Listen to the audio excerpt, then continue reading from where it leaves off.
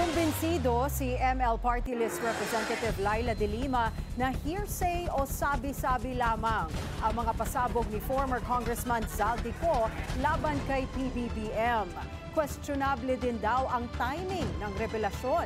Narito ang Agenda Weekend Report ni Ian Maghanoy.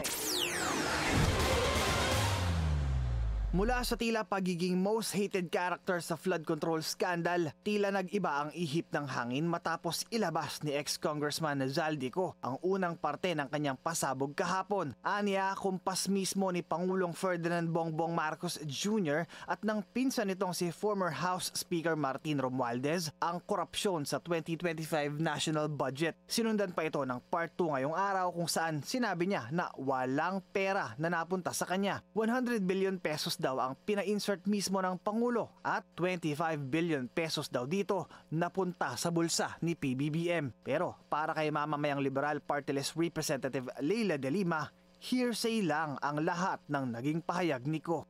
Ang problema, hindi natin alam alin dyan ang totoo, alin dyan yung hindi, alin dyan yung mga embellishment lamang, alin dyan yung sinasabi dahil wala na siyang choice, nanlalaglag na lang. Giit pa ni De Lima, kailangan munang umuwi ng dating kongresista dito sa Pilipinas upang agad na humarap at makapagbigay ng sinumpaang salaysay sa isang congressional inquiry. Dapat daw kasing mahimahi kung may katotohanan nga ba sa likod ng mga umano'y revelasyong ito. Kailangan sa tamang forum. So hindi tayo sigurado, babalik pa ba siya?